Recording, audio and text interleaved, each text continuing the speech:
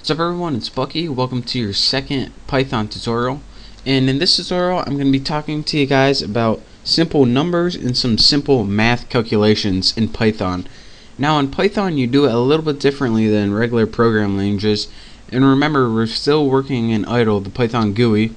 So open that, and once you got it open, you're ready to go.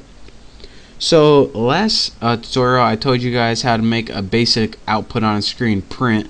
And in this tutorial I'm going to be showing you guys the basics of working with simple numbers and expressions. So the first thing that you can do is you can use the GUI or idle as a calculator. So do something like 2 plus 2. It will give you an answer. You can also subtract 6 minus 3. It'll give you an answer.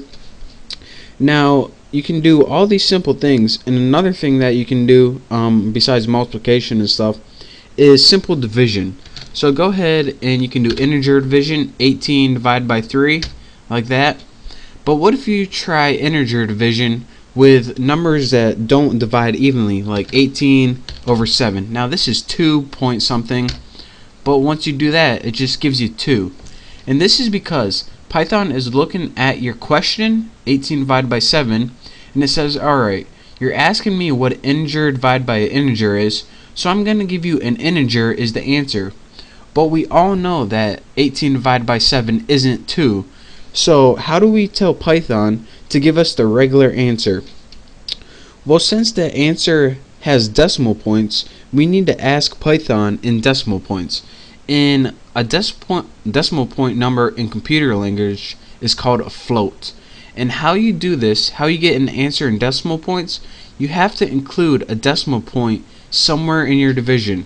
So 18.0 divided by 7, that will give you your answer. You can also do 18.0 divided by 7.0, and that will give you your answer.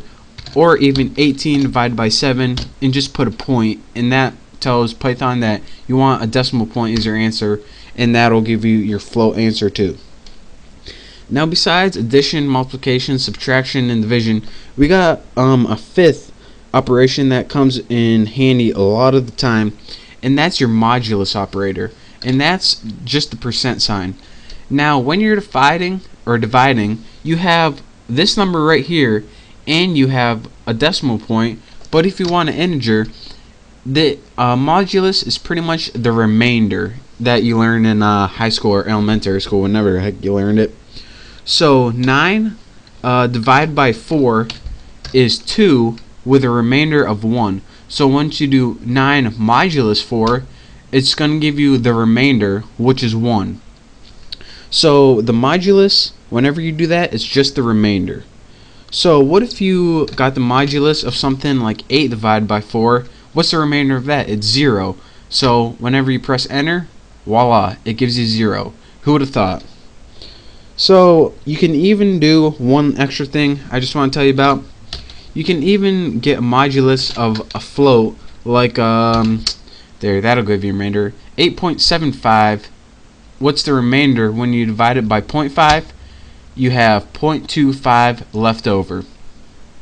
So that's how you use the modulus, and again, the modulus is just the remainder of whatever is left when it divides it by the let's see, denominator.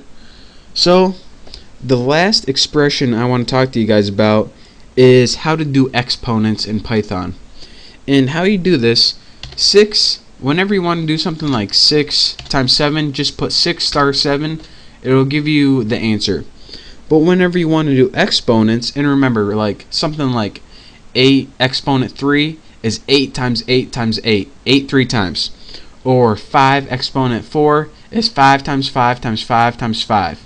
So how do you do this in Python? You can either do this, 6 times 6 times 6, and you can do that as many times as you like, but there's a lot easier way. Say you want 8 to the third power. All you have to do is type 8, 2 stars, and then type whatever you want the exponent to be. 8 to the third, bam, wham bam, thank you ma'am. And you can do this with any exponent you want. So instead of typing 5 times 5 times 5 times 5, I said that wrong, but oh well, just type star star 5 times 12, bam, that'll give you your answer. And you can also do this when your number is negative as well. So -5 exponent 4.